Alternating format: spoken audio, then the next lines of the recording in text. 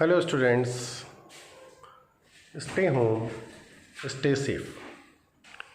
Today we are starting the chapter matrices. What is matrix? First of all, what is matrix? Elements का या numbers के रोज और column के according arrangement को ही हम मैट्रिक्स बोलते हैं. This is the symbol for matrix. तो देखिए यहां पर रोज और कॉलम की फॉर्म में अरेंजमेंट है, यहां रोज और कॉलम की फॉर्म में अरेंजमेंट है. This is the matrix. अगर हम किसी एक मैट्रिक्स की बात करेंगे तो लिखेंगे matrix. And matrices is the plural form for more than one matrix, right? अब यहां पर जैसे हमारे पास ये एग्जांपल है मैट्रिक्स का. सबसे पहले हमने आपको बताया कि अरेंजमेंट ऑफ एलिमेंट्स और numbers in the form of rose and columns. 3, 7, 9. 3 is the element of this matrix, 7 is the element of this matrix, 9 is the one element of the matrix, 4, 3, 2.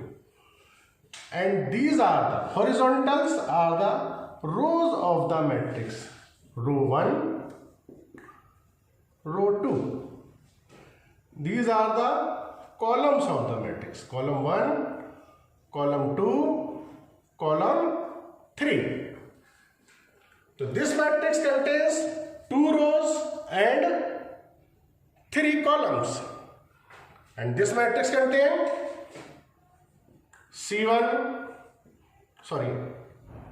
R1, R2, R3 and C1, C2. This matrix contains 3 rows and 2 columns. तो अगर आपके पास कोई भी matrix given हो तो आप उसके rows और columns, how many rows that matrix have, how many column that matrix have, easily you can tell, easily you can find कि इसमें रोज कितनी है और कॉलम कितनी है. लेकिन यहां पर क्वेश्चन जो बनता है वो ये बनता है order of the matrix. 1 mark question बनता है कभी कभी.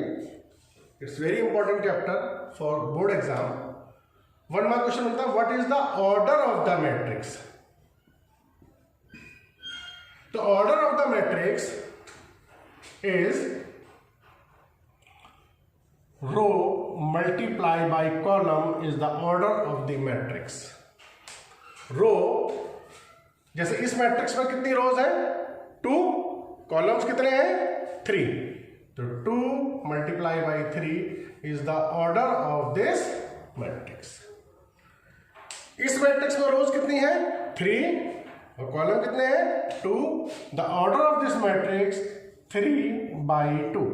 3 into 2 नहीं पढ़ेंगे इसको, हम पढ़ते हैं 3/2 या 3 into 2 6 नहीं लिखेंगे इसको. What is the order?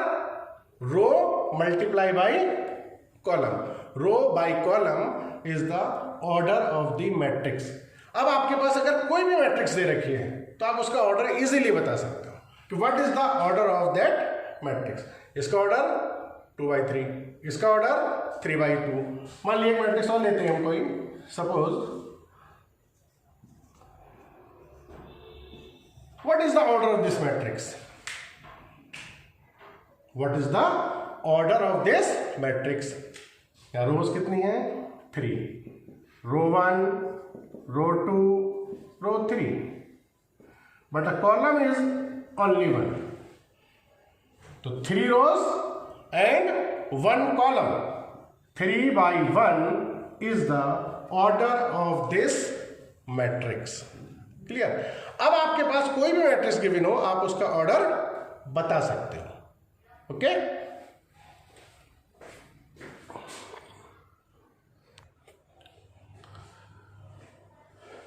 Now we study about the equality of 2 matrices.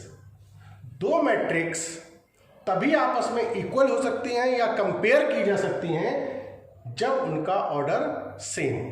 2 matrices only equals when their order will be same. 2 matrix तभी इक्वल हो सकती हैं या लिखी जा सकती हैं जब उनका ऑर्डर सेम हो। हर ऑर्डर सेम की मैट्रिक्स इक्वल नहीं होंगी, लेकिन वो इक्वल तभी होंगी जब उनका ऑर्डर सेम हो। अगर दो मैट्रिक्स का ऑर्डर सेम है तो वो दोनों मैट्रिक्स इक्वल हो सकती हैं। और अगर इक्वल गिवन है तो फिर हमारे पास कुछ अननोन वैल्यूज वो निकालने के लिए क्वेश्चन दे देते हैं। 1 मार्क क्वेश्चन और 2 मार्क क्वेश्चन भी बना देते हैं कभी कभी इसको। तो ये जो क्वेश्चन हमारे पास है, these two matrix are equal, find the unknown values, that is x and y. तो अगर दो मैट्रिक्स हमें इक्वल दी हैं तो उनके कॉरस्पॉन्डिंग एलिमेंट्स इक्वल होंगे। These are the elements. अब देखिए जो पहली मैट्रिक्स है इसका ऑर्डर क्या है 2×2, इसमें रोज कितनी है 2 और कॉलम कितने हैं 2। तो order of this matrix is 2×2, order of this matrix is 2×2 और ये इक्वल दी हैं, इट मीन्स इनके कॉरस्पॉन्डिंग एलिमेंट्स इक्वल होंगे और उनकी हेल्प से हम x और y की वैल्यू कैलकुलेट कर सकते हैं। यहाँ फर्स्ट एलिमेंट कितना दिया, फर्स्ट एलिमेंट और फर्स्ट रो x + 2y, यहाँ कितना दिया है -4, x + 2y = -4। Second element, first row का सेकेंड एलिमेंट है -y, या फर्स्ट रो का सेकेंड एलिमेंट कितना है 3, तो -y को किसके इक्वल रखेंगे 3 के इक्वल रखेंगे, तो -y = 3, तो y = -3। y की वैल्यू आ गई हमारे पास, कोई दिक्कत। y की ये वैल्यू हम इस इक्वेशन में पुट करते हैं, हमारे पास x + 2y = -4 है, तो y की ये वैल्यू हम इस इक्वेशन में पुट कर दें। y की वैल्यू कितनी है -3, वो हम इसमें पुट कर देते हैं। x + 2 × -3 = -4, x - 6 = -4, x = -4 + 6, it implies x = 2। y की वैल्यू -3 आ गए, x की वैल्यू 2 आ गई। लेकिन अभी एक जगह x और बचा हुआ है, सेकेंड रो के फर्स्ट एलिमेंट में x और है, यहां से भी हम वैल्यू निकालेंगे जरूर। ऐसा नहीं कि हम यही निकाल के छोड़ देंगे, हम अपने सेटिस्फेक्शन के लिए क्या वैल्यू सही आई है या नहीं आई है वो हमें देखेंगे। 3x किसके इक्वल होगा 6 के। 3x is the first element of the second row and इस मैट्रिक्स में 6 is the first element of the second row. So compare करेंगे 3x = 6, तो x = 2 यहां से भी आएगा। ऐसा नहीं हो सकता कि यहां से x की वैल्यू कुछ और आए और यहां से कुछ और आए। अगर कहीं पर ऐसा होता है तो या तो हमने मिस्टेक की है, नहीं तो फिर अगर हमारी मिस्टेक नहीं है तो वो मैट्रिक्स इक्वल है ही नहीं, चाहे x या y कितने प्लेस पर दिया हो, सब जगह से उनकी वैल्यू सेम आनी चाहिए। x की वैल्यू जो एक जगह से आएगी वही दूसरी जगह से आनी चाहिए, अगर तीसरे प्लेस पर है तो तीसरे प्लेस से भी वही वैल्यू आनी चाहिए। Then only the matrix are equal, otherwise matrix are not equal. तो अगर हमें दो मैट्रिक्स इक्वल दी हैं तो easily we can find the value of unknown variables, x, y, p, q कुछ भी दे सकते हैं। तो अगर दो मैट्रिक्स इक्वल हैं या इक्वल गिवन है तो उनके कॉरस्पॉन्डिंग एलिमेंट्स इक्वल होंगे और कंपेयर करके हम वैल्यू निकाल सकते हैं, इसमें कोई दिक्कत नहीं होनी चाहिए। इनसे रिलेटेड क्वेश्चन भी आपको भेजे जाएंगे, राइट।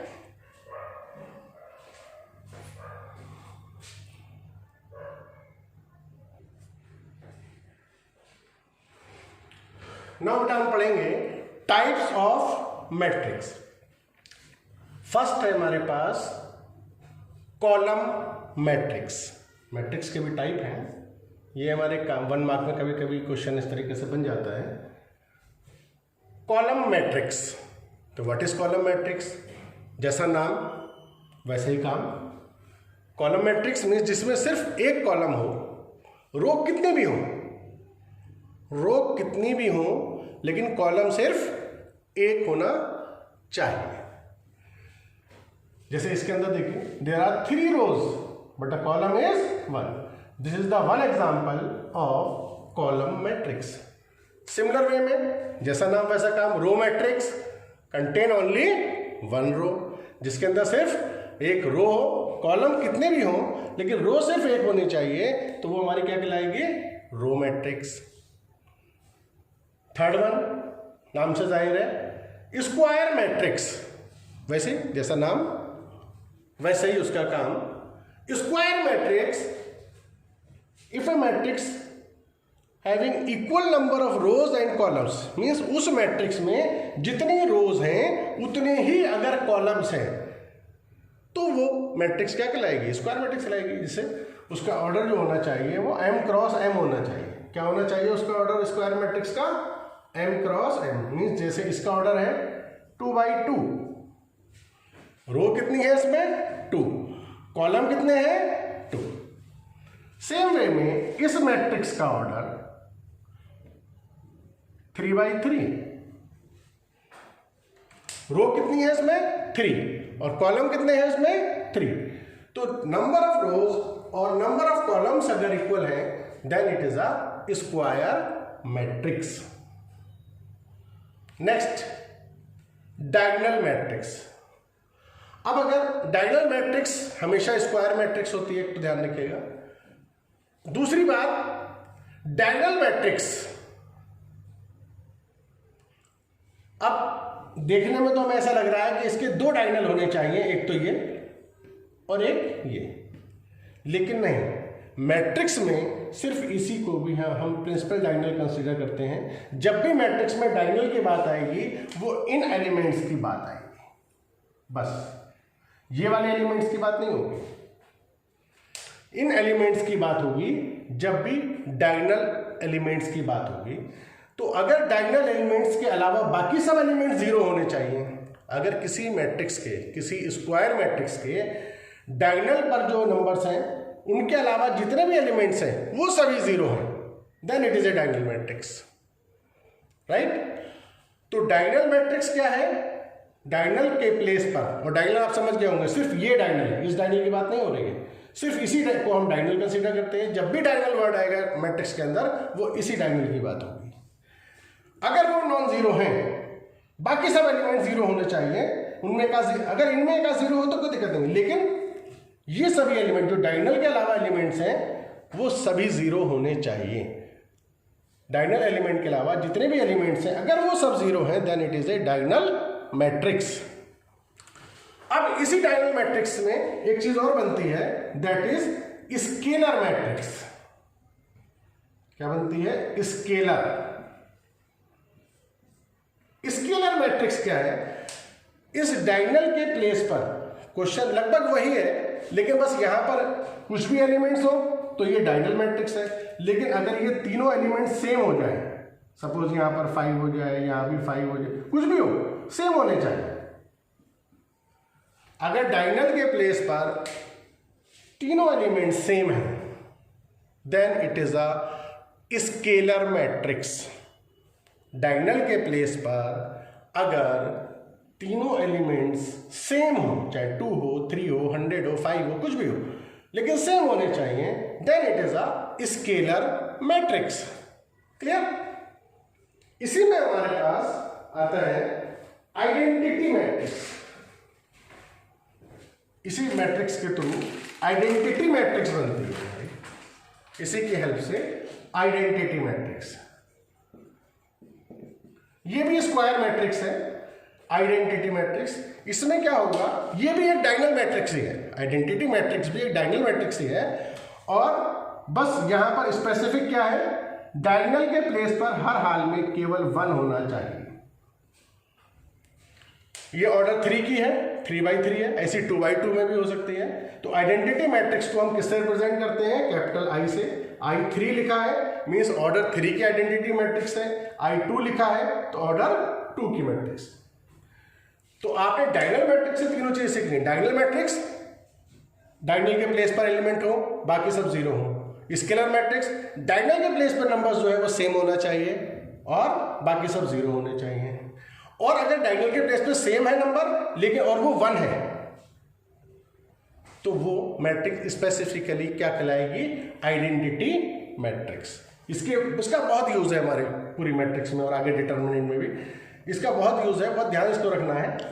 और इसका काफ़ी यूज़ हमें करना पड़ेगा, इस पर क्वेश्चंस काफ़ी बनेंगे जाने। तो आइडेंटिटी मैट्रिक्स को हमें ध्यान से समझना होगा। क्लियर?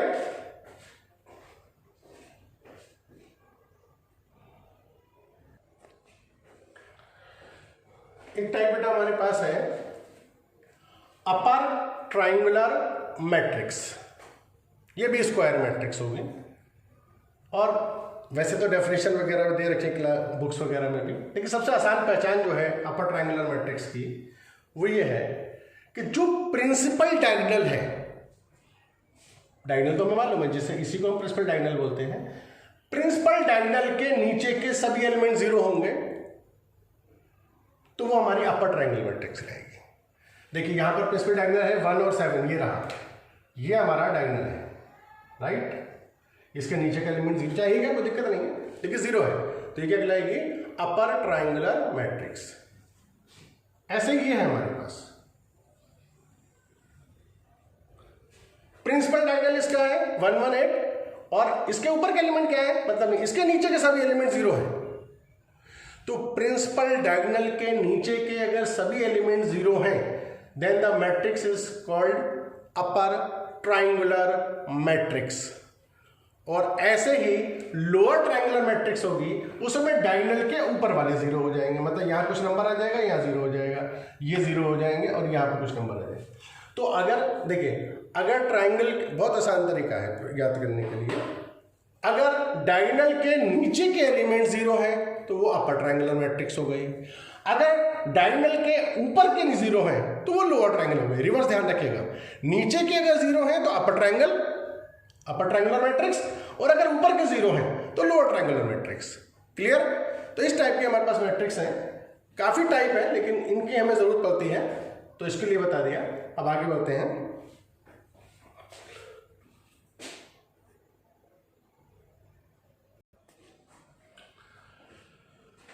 अब देखिए कुछ एलिमेंट्स के बारे में बोलते हैं।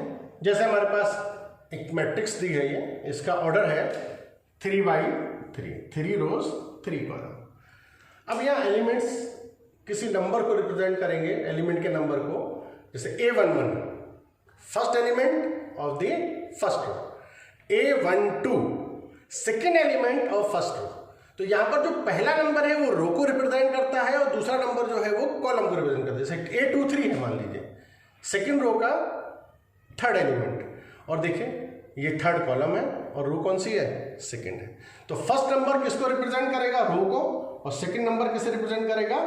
कॉलम को। और उससे हम उसका नंबर बता सकते हैं A32 second element of the third row, और कह सकते हैं second column third row, right. Generalise way में हम इसको AIJ लिख देते हैं, I for the row and J for the column. तो AIJ किसी भी मैट्रिक्स को रिप्रेजेंट करेगा, किसी भी ऑर्डर की, और I और J की वैल्यू डिपेंड करेगी जो दी हो क्वेश्चन के अंदर, राइट।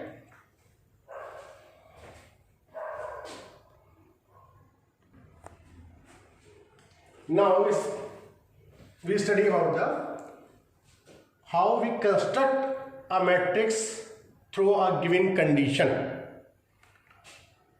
जैसे यहां पर क्वेश्चन है आपके पास, construct a 2x3 matrix whose elements Aij are given by Aij equals to 2i minus 3j।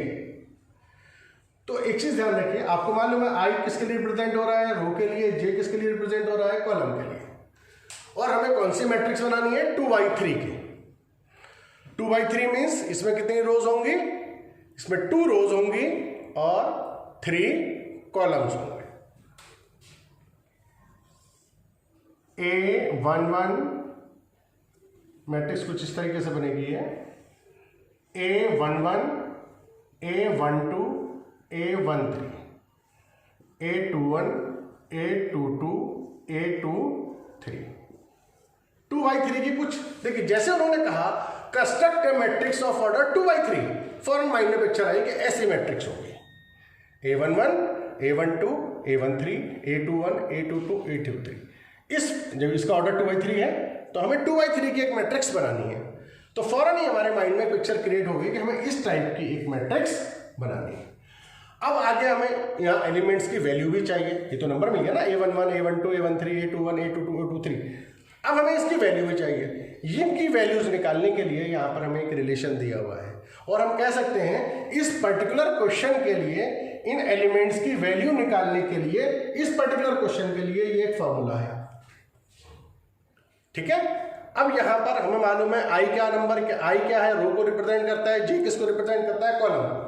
हमें A11 चाहिए, मींस A11 के लिए हमारे पास आई की वैल्यू भी 1 है और जे की वैल्यू भी 1 है, तो हम निकालते हैं A11 मींस इस फॉर्मूले में आई के प्लेस पे भी 1 रखेंगे और जे के प्लेस पे भी 1 रखेंगे। 2 into 1, 3 into 1, 2 minus 3 equal to -1, right? 2 minus 3 is equal to -1।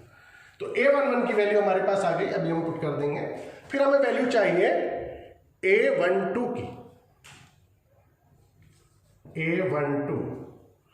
अब A12 के लिए I की वैल्यू कितनी है, फर्स्ट वैल्यू I को रिप्रेजेंट करती है, सेकंड J को रिप्रेजेंट करती है, फर्स्ट रो है सेकंड कॉलम है, तो I की वैल्यू यहाँ कितनी है 1 है और J की वैल्यू कितनी है 2 है। फॉर्मूला हमें गिवन है इस पर्टिकुलर क्वेश्चन के लिए 2I minus 3J, तो 2 into I की वैल्यू 1 है माइनस 3 into J की वैल्यू 2 है, तो ये आएगा हमारे पास 2 minus 6 that is -4। Clear? Then A11 हमने निकाल लिया, A12 हमने निकाल लिया। अब हम निकालेंगे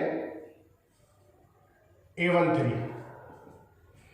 यहां पर A की वैल्यू I की वैल्यू 1 है, J की वैल्यू 3 है, 2 into 1 minus 3 into 3, 2 minus 9 equal to -7। Clear?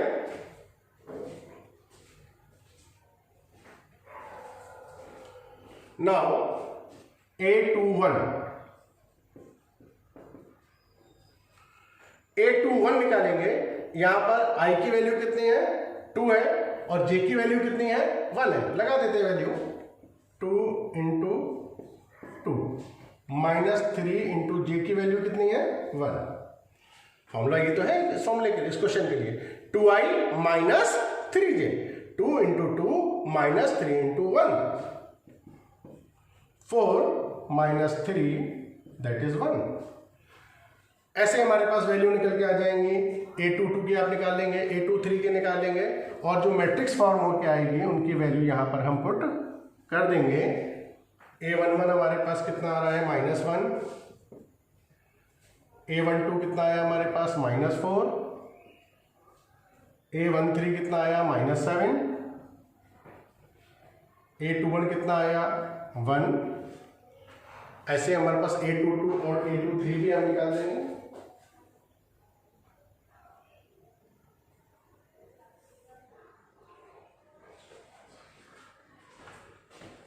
Similar way में ये -2 आ जाएगा और ये -5 आ जाएगा। तो किसी भी ऑर्डर यहां पर फॉर्मूला पर्टिकुलर क्वेश्चन के लिए कुछ हो सकता है, 2I plus 3J दे दें, I plus J का होल स्क्वायर दे दें, जो भी देंगे, बस जिस ऑर्डर की बनानी है पहले उस फ्रेम को, उस पिक्चर को क्रिएट कर लीजिए कि हाँ भाई हमें इस ऑर्डर की बनानी है, 3/4 की बनानी है, 2/3 की मैट्रिक्स बनानी है और जो फॉर्मूला हमें दिया है उसमें वैल्यू रखते लिए आइए I और J की, सभी एलिमेंट्स आपके कैलकुलेट हो जाएंगे और यू कैन इजीली फॉर्म और construct a matrix. Any problem?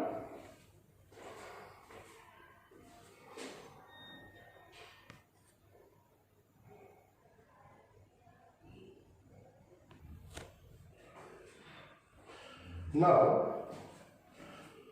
addition and subtraction of the matrices।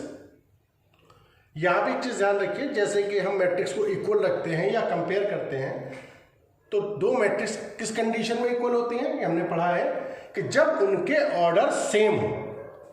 Two matrix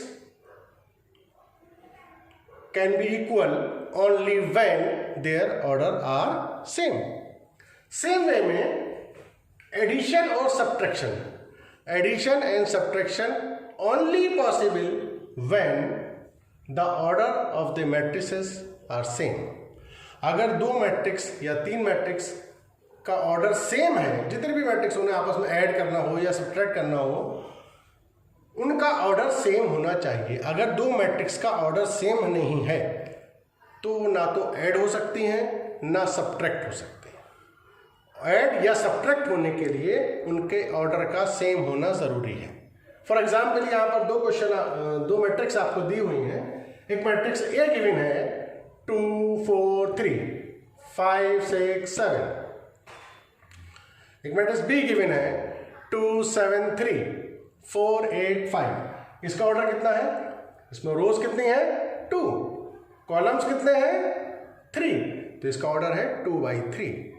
जो बी मैट्रिक्स है हमारे पास, उसमें भी 2 रोज है और 3 कॉलम्स हैं, उसका ऑर्डर भी हमारे पास 2/3 है।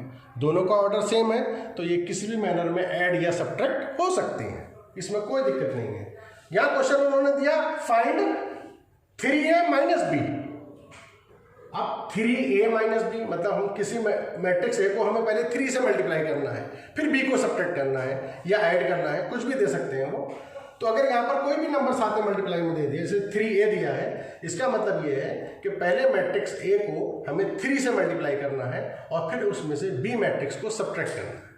3a माइनस 2b अगर देते, सपोज वो कहते 3a माइनस 2b, तो पहले मैट्रिक्स ए को हम 3 से मल्टीप्लाई करते, बी मैट्रिक्स को हम 2 से मल्टीप्लाई करते और फिर दोनों को ऐड या सब्ट्रैक्ट जो कहा होता क्वेश्चन में वो कर देते।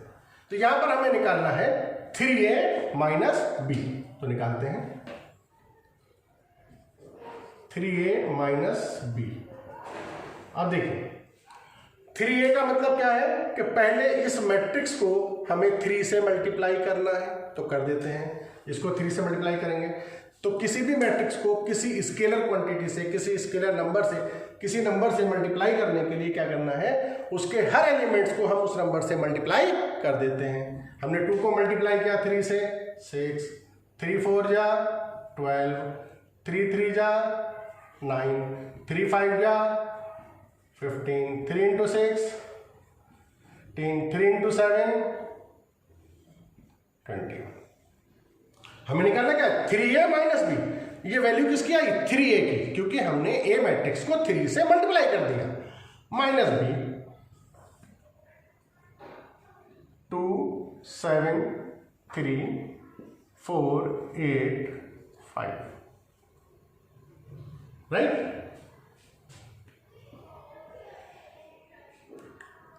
क्योंकि b को किसी से मल्टीप्लाई नहीं करना, b को ऐसे ही कॉपी कर दिया हमने। अब एडिशन और सब्ट्रैक्शन में ऑर्डर सेम होगा तभी वो ऐड या सब्ट्रैक्ट होंगे, ये तो कंफर्म है। बस कॉरस्पॉन्डिंग एलिमेंट्स आपस में ऐड या सब्ट्रैक्ट हो जाएंगे। अगर ऐड करना है तो कॉरस्पॉन्डिंग एलिमेंट ऐड हो जाएंगे और सब्ट्रैक्ट करना है तो कॉरस्पॉन्डिंग एलिमेंट्स सब्ट्रैक्ट हो जाएंगे। 6 में से 2 माइनस गया 4 बचा, 12 में से 7 गया 5 बचा, 9 में से 3 गया 6 बचा, 15 में से 4 गया 11, 18 माइनस 8 10, 21 माइनस 5 16, राइट? तो this is the answer. 6 minus 2 4, 12 minus 7 5, 9 minus 3 6, 15 minus 4 11, 18 minus 8 10, 21 minus 5 16। तो value of 3a minus b is this. ऐसे अगर ऐड करना होगा तो ऐड हो जाएंगे कॉरस्पॉन्डिंग एलिमेंट्स, तो इसमें कोई दिक्कत नहीं है।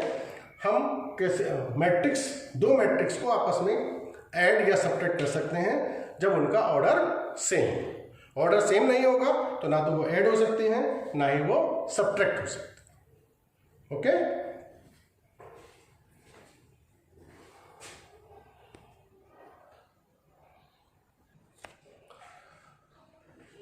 now we study about the multiplication of matrices। ये बहुत इंपॉर्टेंट टॉपिक है, बहुत ध्यान से समझने का है। बच्चे अक्सर मल्टीप्लिकेशन में कंफ्यूज हो जाते हैं, अक्सर मिस्टेक कर देते हैं। और मल्टीप्लिकेशन ऑफ मैट्रिक्स का सबसे ज़्यादा यूज है पूरी मैट्रिक्स के अंदर और डिटर्मिनेंट के अंदर। अगर मल्टीप्लिकेशन पर कमांड नहीं है तो आगे हर जगह दिक्कत आएगी, हर जगह प्रॉब्लम आएगी, हर क्वेश्चन के अंदर।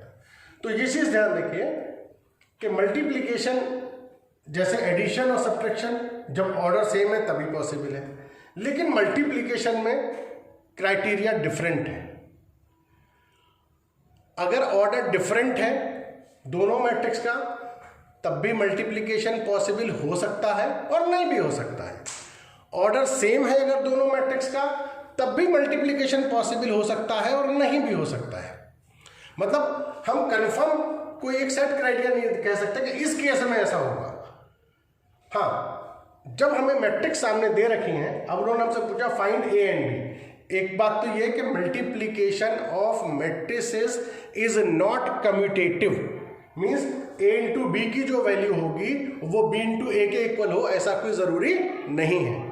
ऐसा भी हो सकता है फॉर द टू मैट्रिसेस कि ए इंटू बी तो पॉसिबल हो और बी इंटू ए पॉसिबल ना हो, या बी इंटू ए पॉसिबल हो ए इंटू बी पॉसिबल ना हो, ऐसा हो सकता है। तो हमें कैसे पता चलेगा? जैसे यहाँ पर उन्होंने एक मैट्रिक्स ये दी और एक ये दी और कहा कि फाइंड ए इंटू बी, ए को बी से मल्टीप्लाई करिए। तो पहले तो हमें ये देखना है क्या मल्टीप्लिकेशन पॉसिबल है भी या नहीं।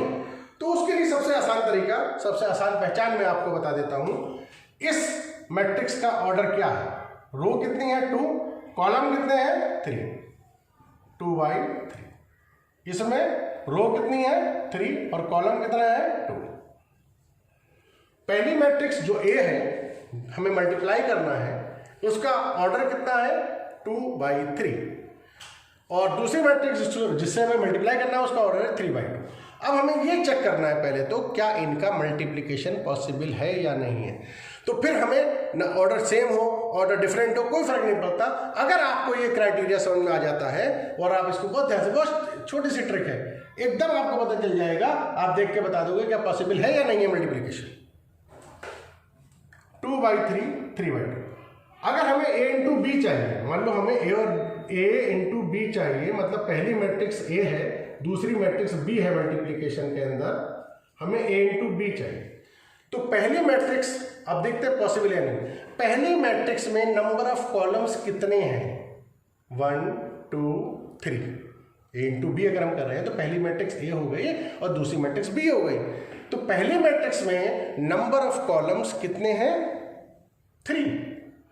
अच्छा, जिससे हमें मल्टीप्लाई करना है वो है बी मैट्रिक्स। इसमें नंबर ऑफ रोज कितनी है?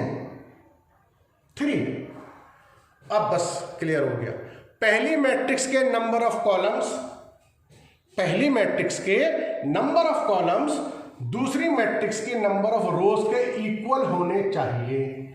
अगर ये दोनों इक्वल हैं, पहली कॉलम मैट्रिक्स के नंबर ऑफ कॉलम्स दूसरी के मैट्रिक्स के नंबर ऑफ रोज, अगर ये दोनों इक्वल हैं तो चाहे फिर कुछ भी ऑर्डर हो मल्टीप्लिकेशन पॉसिबल होगा। पहली मैट्रिक्स के नंबर ऑफ कॉलम और दूसरी मैट्रिक्स के नंबर ऑफ रोज अगर इक्वल हैं तो मल्टीप्लिकेशन पॉसिबल होगा। अब हमें ए इंटू बी चाहिए, मल्टीप्लाई करना कैसे होता है ये देख लीजिए।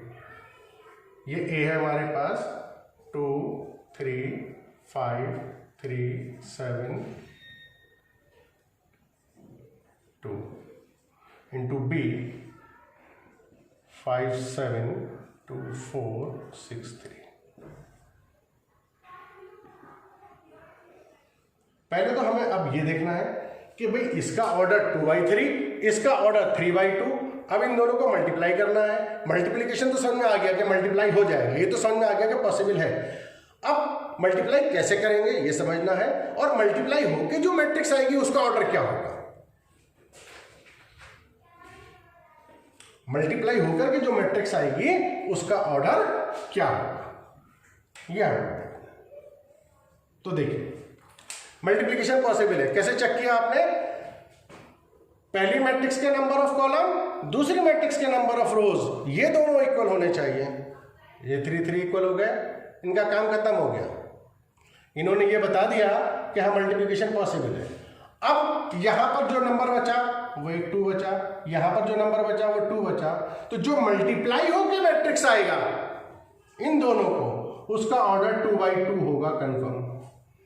अभी तक हमें ये नहीं पता चला कि मल्टीप्लाई कैसे करना है, लेकिन हमें ये कंफर्म हो गया कि हम दो मैट्रिक्स देख करके ये कंफर्म बता देंगे कि इनका मल्टीप्लिकेशन पॉसिबल है या नहीं है। और अगर पॉसिबल है तो जो मैट्रिक्स मल्टीप्लाई होकर के आएगी उसका ऑर्डर क्या होगा ये भी बता देंगे, राइट। अब देखिए मल्टीप्लाई हम कैसे करते हैं, मल्टीप्लाई इस तरीके से चलता है, हमें ये समझ में आ गया 2/2 होगा, मतलब इस तरीके से यहाँ पर एलिमेंट्स आएंगे, कुछ 4 एलिमेंट्स आएंगे यहाँ पर, इसका ऑर्डर 2/2 होगा जो मल्टीप्लाई होकर के आएगी, क्योंकि यहाँ भी 2 बचा है, यहाँ भी 2 बचा, अगर यहाँ 2 बचा या 3 बचा होता तो 2/3 के ऑर्डर के आते। अब देखिए मल्टीप्लाई कैसे होता है, रो को कॉलम से मल्टीप्लाई, पहला एलिमेंट अगर हमें चाहिए, हमें ये पता चल गया कि जो मैट्रिक्स आएगी मल्टीप्लाई होकर के उसका ऑर्डर 2/2 होगा।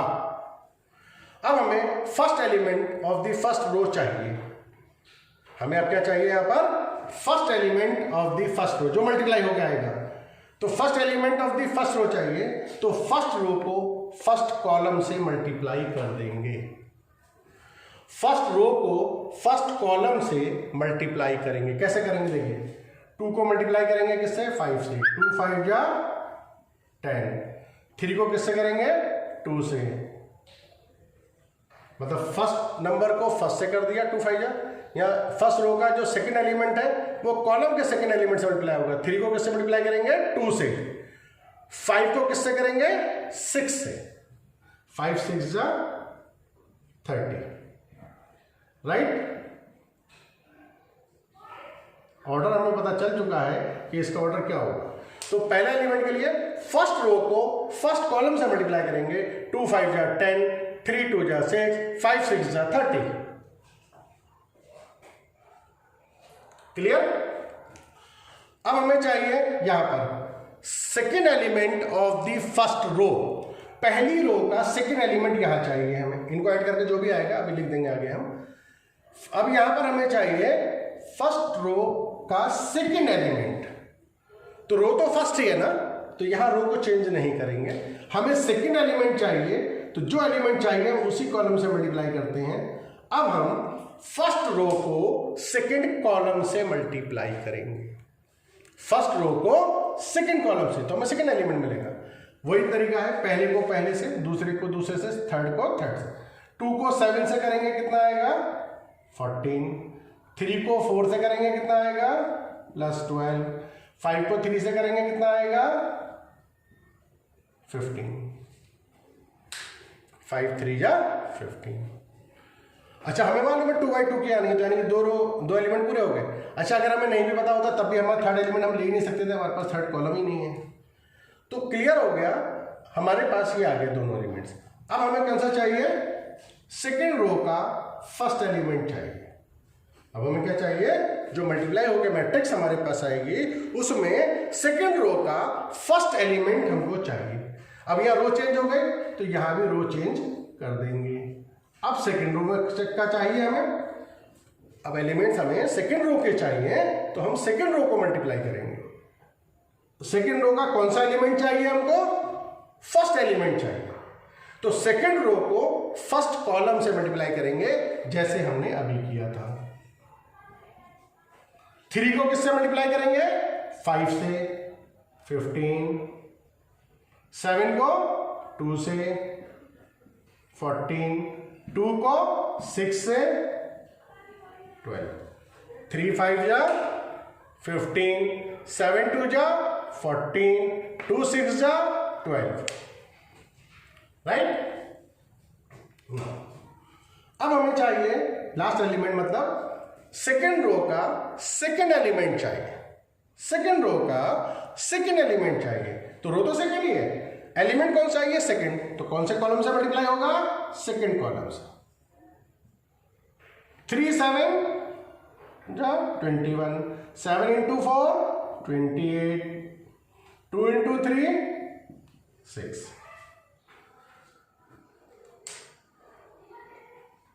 क्लियर। तो ये ऐड होकर के हमारे पास वैल्यूज आ जाएंगी 46,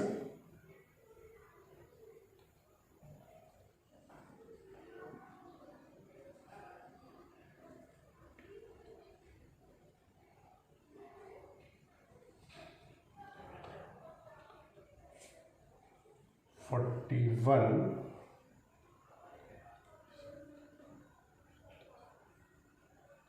and 55, राइट। तो दो मैट्रिक्स का मल्टीप्लिकेशन पॉसिबल कब होगा? जब फर्स्ट, एक बार और रिकॉल कर लीजिए, फर्स्ट एलिमेंट के नंबर ऑफ कॉलम और सेकंड मैट्रिक्स के, फर्स्ट मैट्रिक्स के number of column, second matrix की नंबर ऑफ रोज अगर आपस में इक्वल हैं, तो चाहे उनका ऑर्डर डिफरेंट हो, चाहे दोनों मैट्रिक्स का ऑर्डर सेम हो, इससे कोई फर्क नहीं पड़ता, मल्टीप्लिकेशन पॉसिबल हो जाएगा। अगर ये दोनों इक्वल नहीं है तो हम लिख देंगे मल्टीप्लिकेशन इज नॉट पॉसिबल। और जब हमें ये पता चल गया ये पॉसिबल है, तो हमें इनसे ये पता चला कि ये भी 3 ये भी 3 मीन्स ये दोनों इक्वल हैं, तो मल्टीप्लिकेशन पॉसिबल है। तो बस जो बाकी तो ये नंबर बचे, ये ऑर्डर बता देंगे उस मैट्रिक्स का जो मल्टीप्लाई होकर के आए। क्लियर है? तो बेटा हमने अभी तक types of matrix, addition, subtraction, construction of matrix, multiplication of matrix, इतना हमने सीखा अभी तक।